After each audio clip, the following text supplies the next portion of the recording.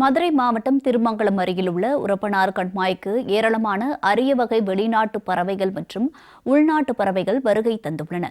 ஆண்டுதோறும் நடைபெறும் இந்த அற்புத நிகழ்வு குறித்து அலசுகிறது இந்த செய்தி தொகுப்பு.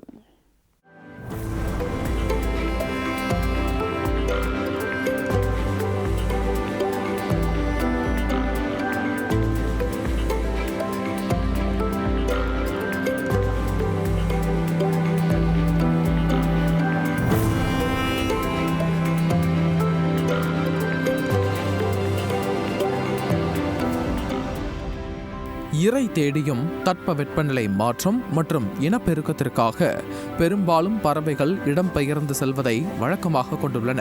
இந்த இடம்பெயர்வானது மாநிலங்களுக்குள்ளும் நாடுகளுக்குள்ளும் பல சமயம் கண்டங்களுக்கு இடையேயும் கூட நடைபெறுவது உண்டு. பல்லாயிரம் மைல்களை கடந்து ஆண்டுதோறும் நடைபெறும் இந்த நிகழ்வுகள் ஆச்சரியத்தையும் காண்போருக்கு மன மகிழ்ச்சியையும் அளிக்கின்றன. அந்த வகையில் மதுரை மாவட்டம் திருமங்கலம் அருகே உள்ள உரப்பனூர் கண்மாயில் அரிய வகை வெளிநாட்டு பறவைகள் பல்லாயிரக்கணக்கில் குவிந்துள்ளன. ஐரோப்பிய மற்றும் மத்திய ஆசிய பகுதிகளில் இருந்து வந்துள்ள பறவைகள் மட்டுமல்லாது குறைந்த தொலைவு வலசை செல்லும் கூழைக்கடாக்கள், நத்தை கொத்தின் நாரைகள், அரிவாள் மூக்கன்கள், மஞ்சள் மூக்கு நாரை, தகை விளான்கள், குள்ளத்தாராக்கள் உள்ளிட்ட பறவைகளும் ஆயிரக்கணக்கில் குவிந்துள்ளன. இவை நீர்நிலைகளில் அங்கும் இங்கும் பறந்து தெரிவதை ஏராளமானோர் பார்த்து ரசித்து வருகின்றனர். மேலும் ஒரே மாதத்தில் ஆயிரக்கணக்கில் குவிந்துள்ள பறவைகள் மரங்களில் வெள்ளை நிற மலர்கள் பூத்து குலுங்குவதைப் போல் காட்சியளிக்கின்றன.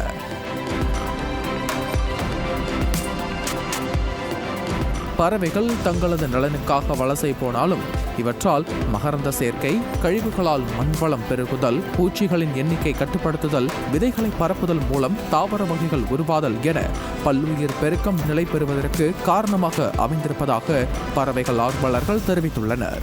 பறவைகளின் வசந்த மண்டபமாக காட்சியளிக்கும் உரப்பனூர் கண்மாயை பறவைகள் பாதுகாப்பு பகுதியாக மாற்றி அரிய வகை பறவைகளை பாதுகாக்க வேண்டும் என்பதே அனைவரின் கோரிக்கையாக உள்ளது.